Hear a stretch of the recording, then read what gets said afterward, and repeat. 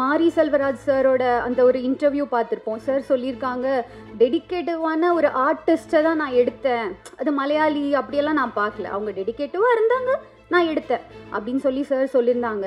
Sir, நாங்களும் இங்கே தமிழில் டெடிக்கேட்டிவான ஆர்டிஸ்ட் இருக்கோம் சார். டெடிக்கேட்டிவ்னா என்ன டெடிக்கேஷன் சார்? முக்கியமாக ஒன்றே ஒன்று சொல்லணும், தைரியமாக ஒரு விஷயத்த பேசலை வீட்டில் தான் உட்காந்துருப்பேன். நான் வந்து ஒரு அக்காவாக மேடையில் சொல்கிறேன், பப்ளிக்கில் சொல்லன்னு வச்சுக்க படம் கிடைப்பது கடினமாக இருக்கும்.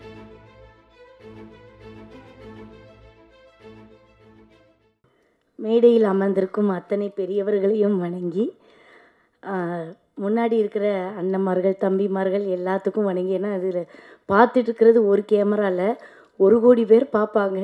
அதில் தைரியமாக பேசிட்டு ஒரு பிள்ளை உட்காந்துருக்கானா, எனக்கு ரொம்ப சந்தோஷமாக இருக்குது. அதே மாதிரி ஆனந்தராஜ் சார் வந்து நான் சின்ன பிள்ளையிலேருந்தே பார்க்குறேன். நானும்மா சின்ன பிள்ளையிலேருந்து பார்த்தேம்மா. அவருக்கு வளைவியாக இப்போ நான் நடிச்சிருக்கிறது.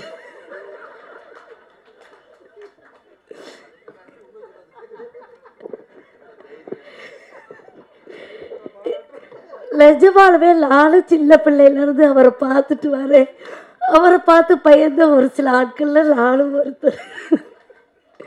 ஆனால் நம்ம ஆமாம், படத்தில் தான் வில்லை, நிஜத்தில் அவர் வந்து ஒரு குழந்தம்மா. இந்த மாதிரி ஒரு குழந்தைய, அதாவது வளர்ந்த குழந்தைய நம்ம பார்க்குறது ரொம்ப சந்தோஷமாக இருக்குது. அப்படி ஒரு குழந்தை உள்ளம் கொண்ட அண்ணன் அவர்களுக்கு நன்றி. அப்புறம் வந்து இப்போது நம்ம ஆர்கே செல்வமணி அண்ணா இருக்காங்க. வந்தோடனே வந்து தீபாமான்னு அவங்க பேச வேண்டிய அவசியம் இல்லை, நம்மளை பற்றி சொல்ல வேண்டிய அவசியம் இல்லை.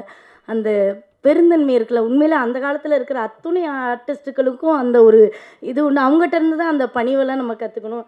அம்மாவாக இருக்கட்டும், அம்மாலாம் வந்து அக்கா அம்மாலாம் அடி பண்ணுவோம். அது சின்ன பிள்ளைகளுக்கு தான் அம்மா, கரெக்டு தான்.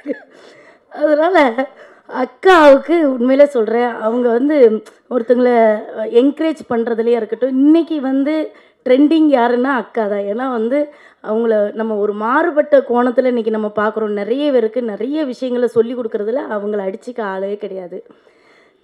இப்போது இந்த படத்தில் எனக்கு வாய்ப்பு கொடுத்தவரை பற்றி முக்கியமாக சொல்லணும். ஏன்னா இத்தனை பேரை பற்றி நான் இன்றைக்கி பேசுகிறேன்னா அதுக்கு காரணம் வந்து இயக்குனர் தான். அவர் தான் இந்த படத்தில் நான் நடிக்கிறதுக்கு முழு முதற் காரணம். அவருக்கும் தயாரிப்பாளர் அவர்களுக்கும் என்னோட நன்றி. என்ன அப்படின்னா, மண்ணு, பெண்ணு, பொண்ணு, இந்த 3 விஷயத்தையே தான் தேடி மனிதன் அலைந்து கொண்டு இருக்கிறான். இந்த மண்ணை அடையும் பொழுது பெருமை அடைகிறான், பொண்ணை அடையணும்னு பேராசைப்படுறான். இப்படி மனிதன் வந்து ஒரு விஷயத்துக்காக தேடி தேடி அலைந்து அலைந்து தன்னை தொலைக்கிறான். இதை தான் இந்த படத்தில் சொல்லியிருக்கிறாங்க, வேற ஒன்றும் சொல்லலை. ஆமாம், இந்த 3 விஷயத்தை தான் இதில் வந்து, அதாவது ஒரே கத்தியில் வந்து ஒரே உரையில் 2 கத்தி எப்படி இருக்கும் அப்படின்னு கேட்டால் இதில் இருந்தே உங்களுக்கு தெரிஞ்சிருக்கும். நானும் வந்து ஆனந்தராஜ் சாருக்கு ஒரு பொண்டாட்டி, ஒரு உரையில் இருக்கிற கத்தி, இன்னொரு கத்தியை கொண்டு வந்து அதில் எல்லாம் சொருவலாம், எல்லாம் நடக்குன்றது தான் இந்த படத்தில் இன்னும் காமெடியாக சொல்லியிருக்கிறாங்க. நான் நடித்ததை பற்றி சொல்லும்போது, ஊரில் விளையாட்டாக கிராமத்தில் சொல்லுவாங்க, அதாவது ஒருத்தனுக்கு 2 பொண்டாட்டி, ஒருத்தி நேராக ஓடி வந்து இலையை போட்டான், இன்னொருத்தி சோத்தை போட்டான், இன்னொருத்துக்கு திருப்பி வந்து ஒருத்தி குழம்பு ஊற்றுனா, இன்னொருத்தி சாப்பிடுங்க மாமான்னு கூட்ட வச்சா. இப்போ மனுஷன் சாப்பாட்டை பிசையணும்ல, பிசையும் போது ஒருத்தி கையை பிடிச்சிட்டான். நான் வந்து முதல் பொண்டாட்டி, உனக்கு நான் குழம்பு ஊற்றுனேன், இக்குழம்பை மட்டும்தான் திங்கணுங்கிறான். இன்னொருத்தி நான் முதல் பொண்டாட்டி, உனக்கு சோறு போட்டேன், நீ சோறை மட்டும்தான் திங்கணுங்கிறா. இப்போ 2ஐயும் போட்டு எப்படி பிசைய முடியும்? ஒன்றும் பண்ண முடியாது. கடைசியில் 2 பேரும் கோவப்பட்டு நாய்க்கு கொண்டு போய் போட்டாங்க. அதனால் 2 வச்சுக்கும் போது ஜாக்கிரதையாக இருக்கணும். முதல்ல நல்லாத்தான் இருக்கும், போக போக தான் அது கத்தி கழுத்தை இருக்குதா எல்லாம் ஏதுங்கிறது தெரியும். அதே மாதிரி கருத்துக்கள் நம்ம நிறைய சொல்லுவோம். நான் அன்றைக்கி போன தடவை பாட்டு படிக்கும்போது மறந்துட்டேன், அது ஒப்பிச்சுட்டு தான் நான் உட்காருவேன். ஏன்னா வந்து நான் வந்து ஒரு ஸ்டூடெண்ட்டு, அதனால் நீங்கள் எல்லோரும் தவறாக எடுத்துக்கிடாமல் அந்த பாட்டை இன்னொரு முறை தெளிவாக பாடிட்டு மனசார உட்காந்துக்கிறேன். அதாவது, கருங்காலி கட்டைக்கு நானா கோடாலி, இருங்கதலி தண்டுக்கு நானும் பெருங்காணி காரெருமை மேய்க்கின்ற காளைக்கு நான் தோற்றேன், ஈர் இரவும் துஞ்சாது என் கண். இதான் அவ்வை பிராட்டியோருடைய பாடல். அந்த பாடலை வந்து போன தடவை மறந்துட்டேன். எனக்கு ராத்திரி எல்லாம் தூக்கம் வரல. ஒரு 1000 வாட்டி இதை படிச்சிருப்பேன். இப்போ கரெக்டாக ஒப்பிச்சிட்டெல்லாம் இதுக்கு நீங்கள் கை தட்டியிருக்கணும். ஆமாம், அது ரொம்ப சந்தோஷமாக இருக்குது. அந்த பாட்டை நான் மறந்துட்டேன்.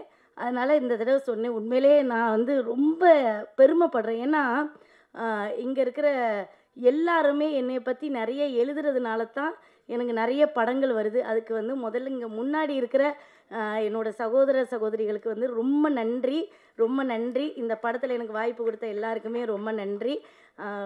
முக்கியமாக ஒன்றே ஒன்று சொல்லணும், தைரியமாக ஒரு விஷயத்த பேசாத பேசல வீட்டில் தான் உட்காந்துருப்பேன். நான் வந்து ஒரு அக்காவாக மேடையில் சொல்கிறேன்.